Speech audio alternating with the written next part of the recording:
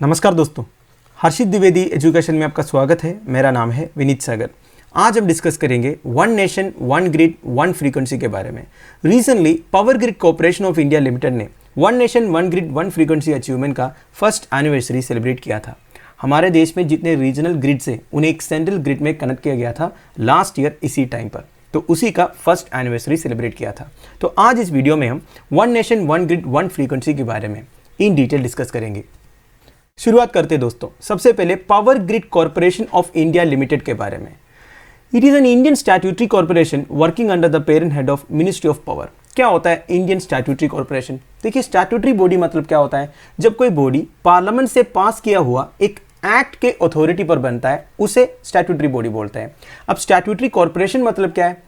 देखिए, statutory corporation मतलब वो बॉडी बना होगा पार्लियामेंट के एक्ट की अथॉरिटी पर इसका जो इंटरनल मैनेजमेंट है वो पूरा इसी बॉडी के पास होगा, मतलब गवर्नमेंट का ज्यादा इन्वॉल्वमेंट नहीं होगा। For example, state bank of India, oil and natural gas corporation, reserve bank of India, ये सब आप बोल सकते हो स्टैट्यूटरी कॉर्पोरेशन से। मतलब है ये गवर्नमेंट का कोई भी मिनिस्ट्री का अंडर, पर ये सारे कॉर्पोरेशन का जो इंटरनल अफेयर्स का मैनेजमेंट है वो इसी बॉडी के पास है। समझ गए ना आप? तो it is headquartered in Gurugram, Haryana में गुरुग्राम में हेडक्वार्टर्ड है। The organization engages mainly in transmission of bulk power across India. देखिए, इंडिया के अंदर पावर ट्रांसमिशन इसका मेजर ऑब्जेक्टिव है and it transmits around 50% of the total power generator in India. India में जितनी पावर जनरेट होता है उसका 50% power grid corporation of India limited के द्वारा ट्रांसमिट किया जाता है। अब दोस्तों, evolution of national grid. India में grid management on regional basis 1960s में शुरू हुआ था। इनिशियली हर एक स्टेट में जितने एरियाज में पावर जनरेट होता था ना उसको एक ग्रिड में कनेक्ट किया। इसके बाद में जो एडजेसेंट स्टेट्स है उनके ग्रिड को आपस में इंटरकनेक्ट किया और इंडिया को 5 रीजियंस में डिमार्केट किया। मेरा कहने का मतलब है रीजनल ग्रिड फॉर्म हुआ। कहां पे? Northern region, eastern region, western region, north eastern region and southern region. Right, अब देखिए, अक्टूबर 1991 को north eastern and eastern grids were connected. समझ रहे हो ना आप? देखिए, मान लीजिए ये नॉर्थर्न है, ये ईस्टर्न है, ये नॉर्थ ईस्टर्न है, ये वेस्टर्न है और ये साउथर्न है। अक्टूबर 1991 को क्या हुआ? North eastern and eastern grids को कनेक्ट किया और मार्च 2003 को western region and eastern region, north eastern region were interconnected. देखिए, ऐसा कनेक्शन हो गया। अब देखिए, इन तीनों के बीच में एक कनेक्शन बन गया। इसके बाद अगस्त 2006 में north and east grids were interconnected. आप देखिए, इसको इधर कनेक्ट किया। अब ये 1 2 3 4 चारों रीजनल ग्रिड इंटरकनेक्ट हो गया। फिर देखिए, दिसंबर 31, 2013 को southern region was connected to the central grid in synchronous mode with the commission of 765 kilowatt Raichur Solapur transmission. देखिए दोस्तों, इसके बाद दिसंबर 2013 को ये जो ग्रिड है इसे भी सेंट्रल ग्रिड में कनेक्ट किया। अब क्या हो गया? पूरा जो इंडिया में एक नेशनल ग्रिड बन गया, मतलब जितने भी रीजनल ग्रिड से वो एक सेंट्रल ग्रिड में कनेक्ट किया।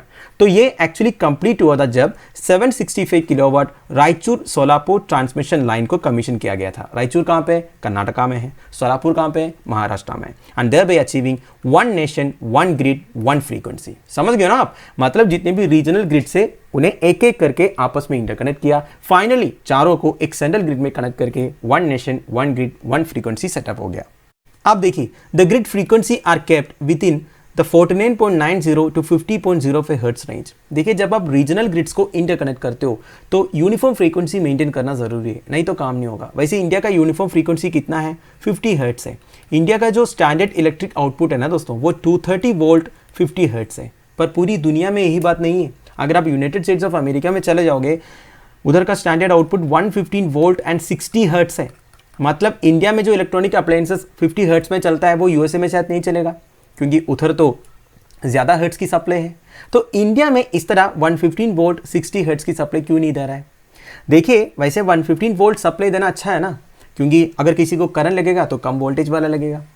रीज़न ये बताया जा रहा है दोस्तों कि इंडिया का जो एवरेज टेम्परेचर है वो ज़्यादा है, तो फ्रीक्वेंसी ज़्यादा देने से वायर हीटअप होने का चांस ज़्यादा है। इसलिए इंडिया में वोल्टेज ज़्यादा करके फ्रीक्वेंसी कम दे रहा करके मैंने कहीं पढ़ा था। और एक बार कंफर्म कीजिएगा कोई एक्सपर्ट से, अगर कोई इलेक्ट्रिकल इंजीनियर है उसे आप पूछ सकते हो।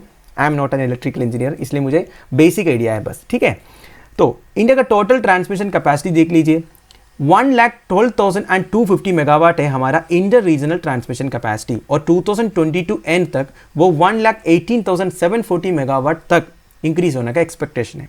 आप देखिए इस तरह सिंक्रोनाइजेशन हम क्यों करते हैं, आपस में इंटरकनेक्ट क्यों करते हैं। देखिए आप अलग अलग रीजियंस में अलग अलग अवेलेबिलिटी ऑफ नेचुरल रिसोर्सेज है। जैसे आप ईस्टर्न रीजन में चला जाओगे, उधर कोल नेचुरल रिसोर्स जो है वो ज़्यादा है, इसलिए उधर पावर जनरेशन कंपनी ज़्यादा है, और महाराष्ट्र एरिया में भी है।